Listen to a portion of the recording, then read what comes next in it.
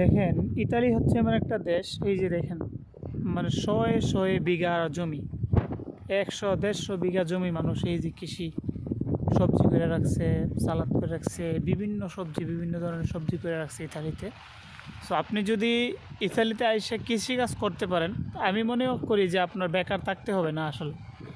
কারণ ইতালি হচ্ছে এরকম একটা দেশ, এখানে মনে করেন যে 12 মাস কৃষিকাজ করা যায় চাইলে। আপনি যদি চান তো 12 মাস আপনি কৃষিকাজ করতে পারবেন। দেখেন, আমি হচ্ছে একটা কৃষি জমির মাঝখান দিয়ে হাঁটতেছি, যে আমার ওই পাশে হচ্ছে মানে পিনাকি পিনাকি একটি গাছ আর কি, আমি ওইটাও দেখাইবো।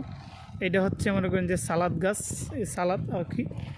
এই দেখেন, এর ওই পাশের জমিটা হচ্ছে সবজি, ওই পাশেরটা হচ্ছে পেঁয়াজ। মানে সূর্যের তাপে তেমন একটা ভালো দেখা যাচ্ছে না। এই যে দেখেন, মানে আমি যে জায়গাটাতে আছি এখানে মনে করেন যে আশেপাশের 5-6 কিলোমিটার জুড়ে শুধু সবজি আর সবজি, মানে কৃষি আর কৃষি।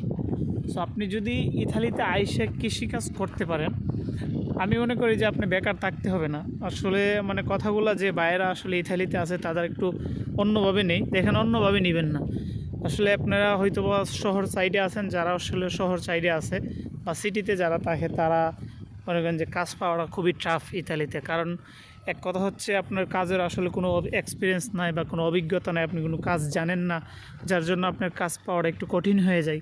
রেস্টুরেন্টে কাজ, বিশেষ করে রেস্টুরেন্টে কাজ নিতে গেলে আপনার যে কোনো রেস্টুরেন্টের কাজ জানতে হবে, অথবা ভাষার রিকোয়ারমেন্ট লাগে, অথবা তারা ডকুমেন্ট চায়।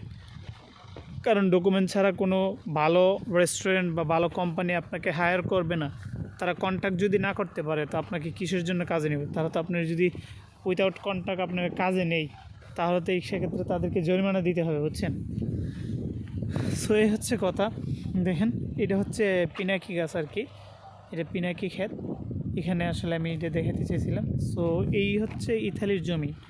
আপনি যদি কৃষিকাজ করতে পারেন ইতালিতে এসে, আমি মনে করি আপনার বেকার থাকা লাগবে না। দেখেন, আমি আমার কথা বলি, আমি ক্রোয়েশিয়া থেকে আসছি ইতালিতে, আমি প্রায় 2-3 মাস হয়েছে আসছি। আমি এই 2-3 মাসে 2-3 লক্ষ টাকা ইনকাম করছি, সব কিছু বাদ দিয়ে, খানা থাকা সব কিছু বাদ দিয়ে আমি 2-3 লক্ষ টাকার মতো দেশে পাঠাইছি। 3 মাসে যদি আপনি 3 লক্ষ টাকা পাঠাইতে পারেন, তাহলে আর কি লাগে বলেন তো আমাকে? আর কী চান আপনারা? সো যদি আপনি সুখের আশা করেন বা ভালো সিটিতে থাকতে চান, ভালো পরিবেশে আপনি থাকতে চান, তাহলে আপনি ডকুমেন্ট হওয়ার আগে আপনি কোনো কাজ পাবেন না, এটাই স্বাভাবিক, বুঝছেন? ডকুমেন্ট হওয়ার আগে আপনি কোনো কাজ করতে পারবেন না, ভালো কোনো কাজ। আর রেস্টুরেন্টের বিষয়টা তো একদমই না। কারণ এরকম ভালো ভালো সিটিতে মনে করেন যে আপনার উইথাউট ডকুমেন্ট কেউ আপনাকে কাজে নেবে না। সেক্ষেত্রে মনে করেন যে তাদেরকে সমস্যায় পড়তে হয়, মালিক পক্ষকে। এই হচ্ছে মেন কথা আর কি।